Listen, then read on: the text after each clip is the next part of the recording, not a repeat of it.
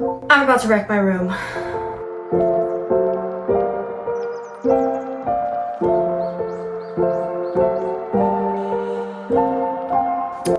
Hello YouTube, my name is Casey and I make book videos and anything else that inspires me. But today, the thing that inspires me the most is the idea of getting organized, cleaning house. This is kind of a spring cleaning type of vlog. Also, we're gonna go through all of the books that I own. Well, all the books that I have here in my room. We'll go through all the books that I've read and the books that I will recommend to anybody who asks, my absolute top favorites. Honestly, we need to catch up because I've been reading a lot off camera and I need to drop some reviews. So if you're interested in anything along these lines, if you just want something chill and vibey to throw on to the TV or the computer or however you consume YouTube, then stick around. I'm gonna try to make this as vibey as I can. But the real motivation is to get crap done, spring clean, get organized, clear my mind. That's what we're going to be doing. Hopefully this will be fun and not stupid or boring. If it's dumb, I apologize. Let's get to it. First things first, I'm just going to show you around what we've got currently and how everything is just kind of thrown around, because there is no rhyme or reason to the books of how they're stacked, where they're stacked, or whatever. Occasionally I will move the stack around to put books that I think go together, but I very rarely do that, so there's no consistency there. Like, for example, at some point I moved the stack to put The Soulmate Equation right next to The True Love Experiment, which, fun fact, I have not read either of those. Oh, and There's Something Wilder, haven't read that either. Everything's just kind of thrown around, stacked every which way. So I'm just going to show you what I've got. I'm not going to go through them yet, and then I'm going to get to organizing and reimagining so that there's at least a little order to the chaos, and then we'll come back and go through it. This is this stack. Well, these stacks. This one's leaning. That's why we got to handle this, because this stuff is leaning. I woke up one day to this loud thud, and this entire wall of books had just fallen. I don't know why. It just crashed and thudded, and I didn't wake up. I woke up to hear the thud, had no idea what it was, turned over, went back to sleep, got up in the morning and saw books everywhere. So we've got to handle this. There's an issue. I have a problem. I do. And the first step to solving it is acknowledging it. This is my current DVR. Got this from the library, so I'm excited to get to that. I started audiobooking it, but I realized that it's actually super heavy. I don't know that I have the attention span to listen to that and know what's happening. That's my record collection right there. So I kind of had a little bit of some organization here at some point or another. These were all going to be romance / fantasy, and that's kind of what this section is. Some of my favorites. And then down here was just going to be same thing, kind of romance, fantasy carried over, but also I just have random books stacked everywhere. Like Atlas Shrugged, my dad gave me this because he wants me to read it. That thing's a brick though, and it's not really on the TBR currently. And then just like coffee table books. This I just moved in here recently, actually. Whenever I fix things around for my mom in this video. So these are like poetry, writing, creativity, things like that. And my Bible journal. Here's some of the more YA type books. I will say my guilty pleasure author is Cassie West. I don't know how you say her name, but I love her books. They are so cute. They're so simple. Let's just call her Casey West because my name's Casey. Might as well. It's kind of fun. But I'll get a new Casey West book and read it in a day. It's just popcorn. It always makes me happy. It always kind of follows the same plot, but I am obsessed with them. I love them. I've loved them since I was in high school. I love them now. I think every Casey West book from me gets about a 4 stars-ish. Like a 3.5 to 4 is about where they all stand. So I've said it before and I'll say it again. My mom's a high school librarian, and a lot of times she'll ask me what she should recommend to kids that are looking for something to read, something interesting, something appropriate for their age, and I always recommend Casey West if they're looking for romance. I just think it's so cute. It's just such cute little, I love them. They're happy. Up here, I've got a bunch of random books just thrown up. See, this is why we have to organize, because what the heck? What even is all this? We got Proust up here next to Allie Hazelwood. I mean, Allie Hazelwood is smart, so we'll give her that. But different type of book. Here's some more random books just kind of stacked over here. This is also where I pulled some of the classics and things from, because this is just random books. This is my sweet tea pitcher from doing my ring dunk from Texas A&M. Did sweet tea out of this, and I did not do it well. These are my manatees. This one, it's a Warmies. I love this thing for you know, certain times of the month. I don't know what this is. Somebody knit it for my mother and she gave it to me. And then somebody knit this manatee, or she ordered it because she knows I love manatees. Fun fact, whenever I was filming in Florida in March of 2023, my mom flew out to see me and we went and swam with the manatees. It's huge. And it was a dream come true. Like, it was so freaking cool. It was such a big bucket list item. It makes me happy just to think about it. Big manatee girl. So if you want to see in here is my Jesus Calling devotional, More Than a Carpenter, Rebel Without a Crew, and then more classics, more filmmaking, books that have been popular at one point or another. Oh my gosh, I forgot these were back here. This is the last section of books that I have. I need to move my longboard. This is low-key the coolest gift I've ever been given. My friend Katrina gave it to me as a wrap gift after we finished filming in Florida, and I learned how to do it whenever I came back, but I haven't practiced, so I need to get back out there and relearn, get my balance back on this thing. But I love it so much. Like, it is such a freaking cool gift. So over here are all of my Throne of Glass books. This is the Children of Blood and Bone. I need to read these. A lot of these have library stickers and other things because I buy a lot of my books from thrift stores and anywhere else that I can find them. Sometimes I'll get them the buy used from Amazon option, and a lot of times they'll come with library stickers. It doesn't really bother me. I kind of liked the idea of having all these used books because, one, good for the budget, and two, it's just, I don't know, it's just the used quality of them, like this thing that's been pre-loved before it got to you. There's a story there that I am drawn to, so that's why my stuff is kind of all over the place. There's a lot of series that I have where the covers don't match because I just found them at thrift stores. I need to make my bed now. That's next on the list.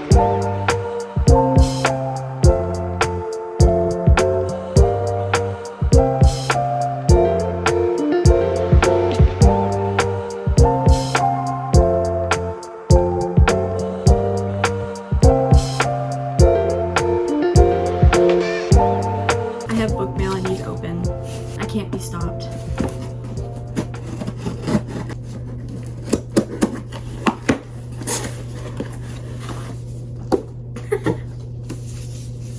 It's so pretty. Look at how pretty it is. I'm not even gonna lie, that is why I bought this book. I bought this book because it sparkles. I read the Shatter Me series last year and I enjoyed it enough. I thought it was a little bit overrated. The first book, definitely. Did not really get into that one, but I got more into it as the series went on. I thought they were kind of overdoing it by the end, but I bought a continuation to the series anyway because they got me on the cover.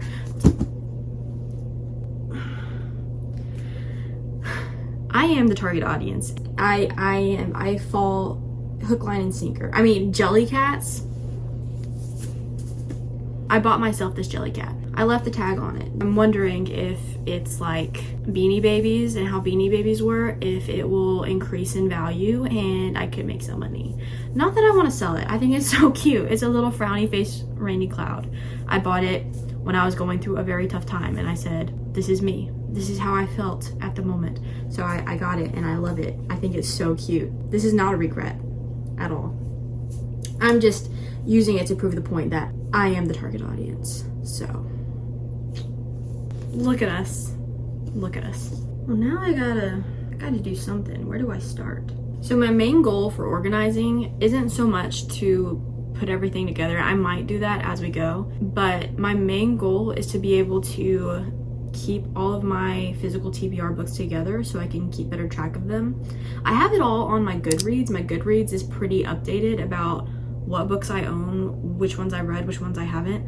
Actually, I might need to update my Goodreads a bit because I don't have all the books that I own, but I have all the books that are on my physical TBR that I have not read. I need a second section for all the books that I have, read or not, so that way I can just, you know, keep up with the library, I guess. I'm gonna get to organizing. Maybe I should organize by vibe so that the books that are kind of like each other are near each other, but not necessarily in order. I don't like when things are too matchy-matchy. As you can tell behind me, it's just kind of an explosion of color. I need to put some stuff on the walls. Also, I think I'm gonna take down the photo wall pretty soon because I printed out all these pictures from Pinterest whenever I was moving into my apartment in college. Just wanted something that was just an explosion of color and happy thoughts and inspirations. But now I'm like, I need to make my own stuff. I might take all that stuff down and cut them up and use them in some sort of like craft journal or something. But I might do that today too, actually, while we're in the organizing mood. TBD. So like my cousin Peyton got me this book for Christmas, and it's called Summer Sisters by Judy Blume, and I've heard good things about it. And she got it because I grew up living with her and her siblings during the summers, because my family lived like 3.5 hours away, and I'm an only child, so they have 5 of them, so they took me in as well, and I would just live with them during the summers, and they would call me their summer sister. So she got me this book, and I really want to read it this summer, so I need to like remember that I have it on my summer TBR, but that's hard to do, and it just blends in with all these other books of books that I read, books that I haven't. I don't know what I'm doing. I'll figure it out. These are physical TBR over here. Somewhere over there, these are all books that I've read, and I'm trying to figure out how I'm going to organize them on the shelf over there. More books I've read, more books I've read, more TBR. These are giveaways. This was only this section. We've got a lot more to go.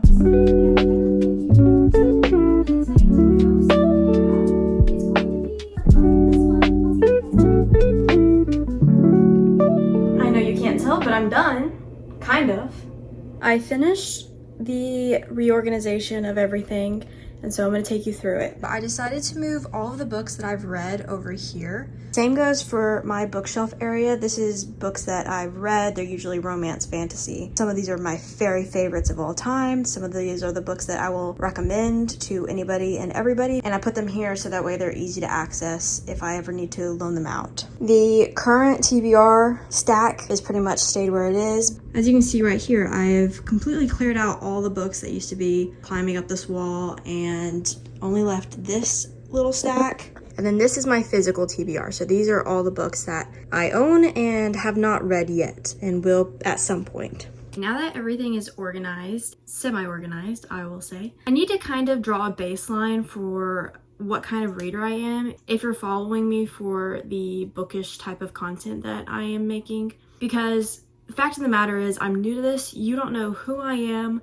You don't know what I like. You don't know how I rate things. So I'm just gonna go ahead and do a speed run of some of my favorite reads and top recommendations of all time. And hopefully that tells you a bit about who I am and gives you maybe an idea of what you should read next. For young adult fantasy, romantasy, I don't know if you can get much better than Once Upon a Broken Heart. I love this series so much. I got all 3 books in different versions of the covers. I got this one in paperback because I thought, oh, perfect. I love paperbacks.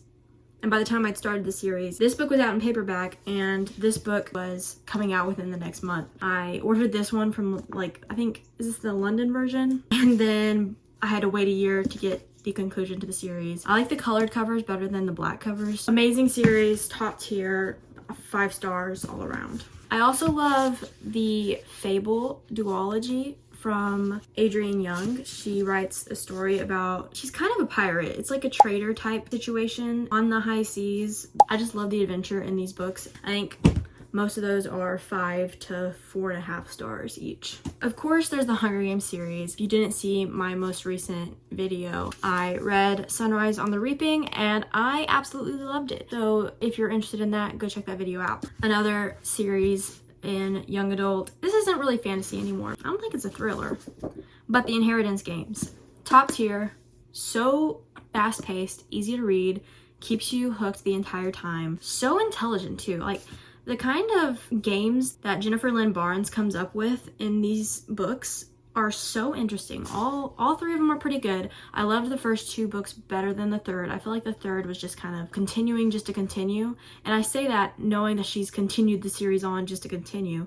And I read The Brothers Hawthorne. I loaned it out to a friend, so I don't have it right now. And I enjoyed it. It's just not as good as the first. Still, I'll get around to finishing the series and probably continue reading as Jennifer Lynn Barnes continues to publish these books, just because they are a happy, good, fun time. And why would you not? On that same train of thought is Jennifer Lynn Barnes' The Natural series.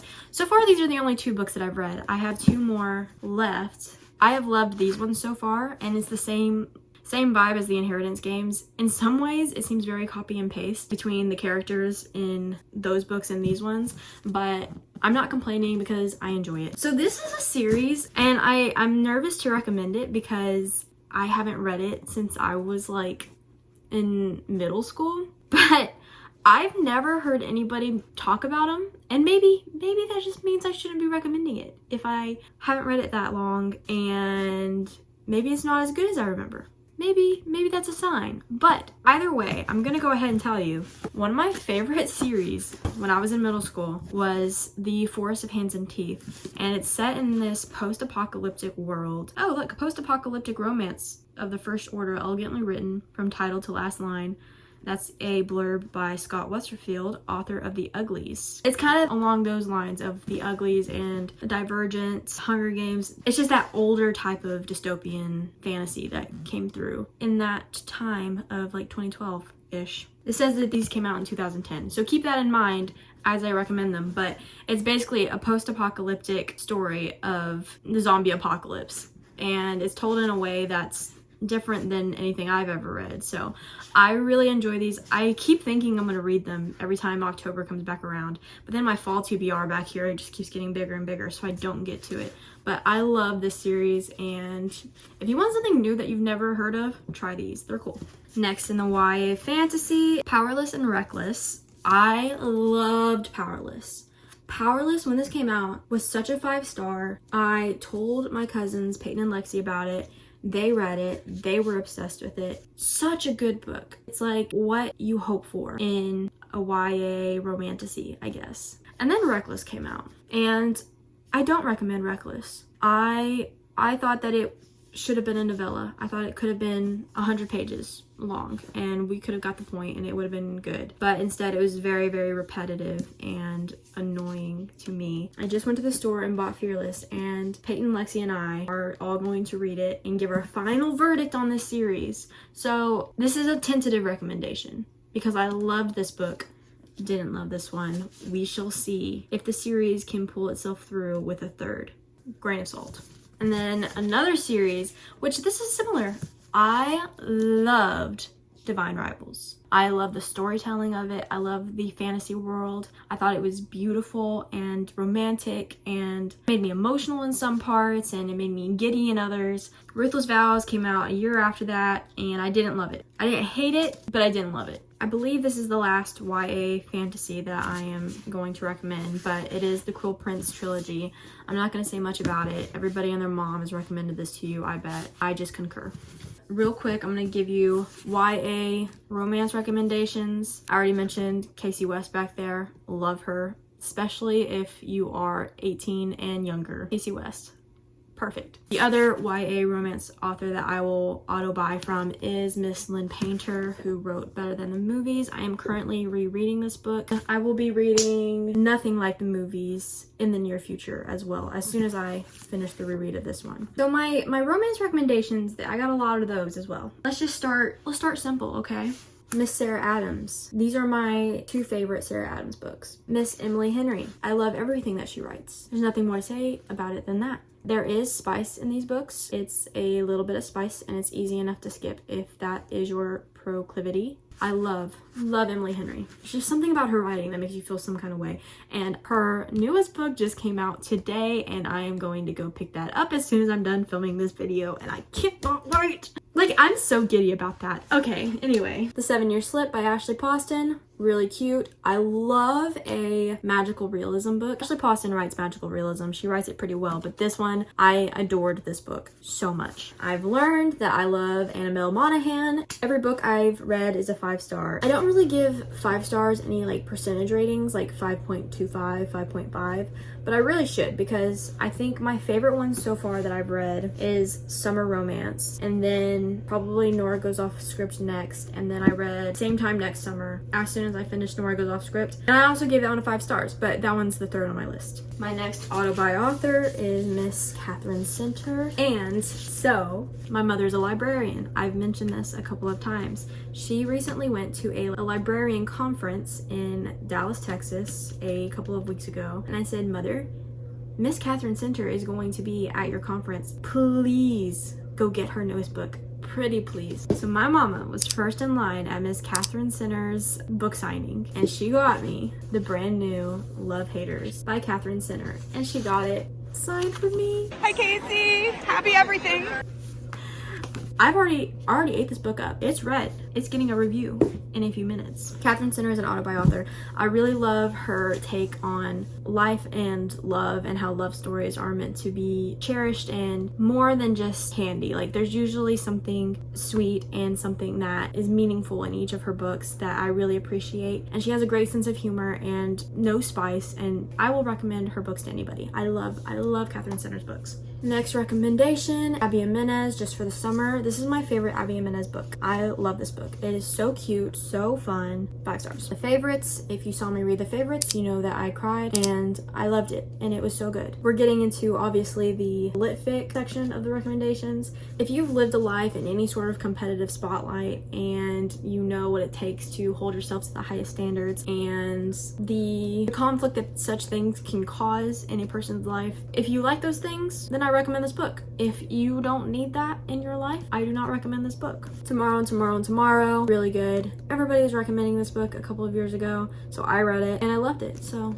there's that. The Wishing Game. Oh my gosh, this book is so cute. It's about a children's author who invites these people, his biggest fans, to his island to compete for his last book, like the only copy of his last book ever written, and he's gonna give the winner of the competition the rights to the book and they can do whatever they want with it. The Unmaking of June Farrow by Adrienne Young. Like I said, I love Adrienne Young. I love her books. I didn't love her last book as much. I read that for a video, so you might or might not have seen that, but this one, The Unmaking of June Farrow, I think I gave it a 4.5, 4.75. I don't remember exactly what, but anytime I think about it, I think about it as a 5 star because the vibes are just so peaceful and calm and just inviting. I want to go visit this world and live in it for a little bit. Another sort of magical realism author is Olivia Blake. Olivia Blake is another auto-buy author. She's another author whose book I currently have on my TBR up there. She recently wrote a book called Gifted and Talented, and I'm very excited. She writes family dynamics really well. She writes characters really well, and all of it involves some sort of magical realism and very, very intellectual commentary. This one is a modern take on Romeo and Juliet, and it's about witches in New York. Obviously, I love this book because it's in this part of the video. I'm just gonna go ahead and recommend anything by Jessa Hastings. Her writing covers very toxic situations and relationships and scenarios, and I think it's very interesting character studies on people in situations that I personally have no experience with, and I think it's written really well. It's written very uniquely. Jessa Hastings has a way of describing things that is just, I don't know, magnetic, and it makes me want to read more. I mean, trigger warnings for these ones for sure, but I think they're good. I like them a lot. The last few recommendations, if you want a memoir about life and love and the messiness of certain choices that a person can make, read Everything I Know About Love by Dolly Alderton. I audiobooked it. I will say that I think I will only exclusively read memoir through an audiobook, specifically read by the author, because then it sounds like you're having a conversation with the person whose words you're listening to. It sounds more like a podcast, I guess, in a way.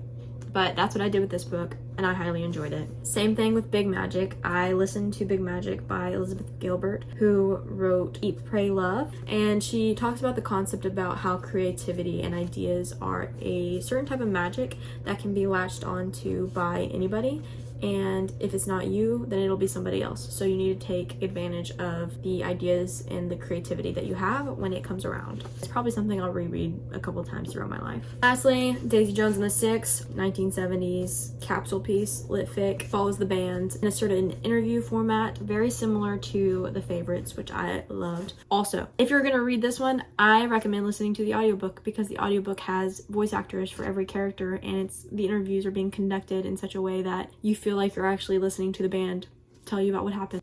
5 stars. The Grace Year. I read this back in high school, and it's like a female Lord of the Flies kind of situation where when girls turn a certain age, it's either 15 or 16, they're sent away for a year to dispel their magic. And there's a lot of metaphor and a lot of interesting thoughts and thriller aspects in this book that a lot of people describe it as a fever dream, and I would agree. I enjoyed it. And then lastly is Mary Jane by Jessica Anya Blau. This is also another lit fic set in the 1970s about a 15-year-old girl who is raised by very, very, very strict conservative parents and who gets the opportunity to go and nanny for her neighbor who is a psychologist and is also hosting a famous rock star while he is in recovery. And so it's kind of the way that she comes to know and learn about life through this situation, people with different belief systems and how they can coexist, and it's just very interesting. I highly recommend this book. Okay, so the last part of this video is I just want to go through a couple of books that I've been reading over the last couple of weeks that I have not been filming and give you my reviews very quickly. First and certainly not least is The Love Haters by Katherine. Like I said, my mother was a absolute angel and got me this book signed by Katherine herself, so I got to read the advanced reader's edition. This book will be out on May 20th of 2025. And if you don't know what this book is about, it's about Katie, our main character, who is a videographer for a company who makes corporate videos, and she gets hired to go make a recruitment video for the Coast Guard, and it's pretty much following her on that journey. There are definitely some heavier topics about acceptance of your body and living in this vessel that takes you to and fro, and how to learn to love it even whenever you don't always love it. Has some very heavy conversations around that topic, and a lot of people may or may not like that, but to me it rang true and I appreciated that, so I gave it 5 stars. Next, I read Say You'll Remember Me by Abby Jimenez. I read this as soon as it came out, and I'm just gonna say it's not my favorite Abby Jimenez book. I thought it was very slow, but I thought it was interesting how it covered the topic of long distance and how a relationship could make it work, and also the struggles and the pain of such a relationship over time. There's also heavier topics in this as well regarding care of a family member going through a difficult time. I gave this 4 stars. And then the last book that I most recently read is The Passion Project, which was a book I just got from Book of the Month, not sponsored, sadly. I love this book. Also a heavier book, interestingly enough. What's her name?